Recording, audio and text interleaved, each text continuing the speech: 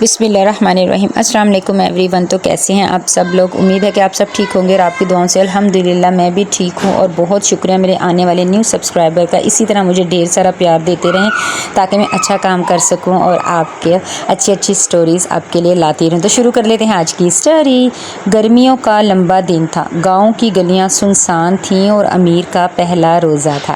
جیسے جیسے سورج بلند ہوتا گیا، امیر کی توانائی کم ہوتی گئی۔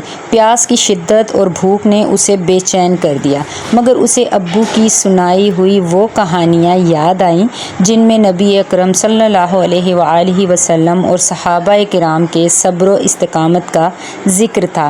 انہوں نے شدید تکالیف کے باوجود ایمان کو نہیں چھوڑا۔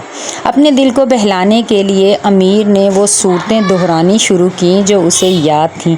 اس کی مدھم آواز کمرے کی خاموشی میں گونجتی رہی، جیسے رحمت برس رہی ہو۔ وہ آہستہ آہستہ گزرتا رہا، وقت آہستہ آہستہ گزرتا رہا، اور ہر لمحہ امیر کے حوصلے اور صبر کی گواہی بنتا گیا۔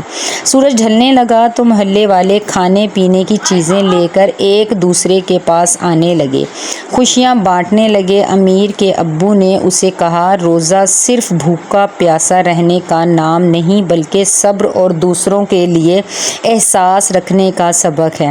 جب مغرب کی اذان گونجی، امیر نے پہلا گھونٹ پانی کا لیا، دل شکر سے بھر گیا۔ اسے محسوس ہوا جیسے اس نے ایک روحانی سفر طے کر لیا ہو۔ وہ جان گیا کہ روزہ ایک امتحان نہیں بلکہ اللہ کے قریب ہونے کا ذریعہ ہے۔ صبر اور ثابت قدمی سے روزہ رکھنا ہمیں باطنی قوت، شکر گزاری اور باہمی محبت کا درس دیتا ہے۔ تو یہ تھی امیر کے روزے کی ایک چھوٹی سی کہانی۔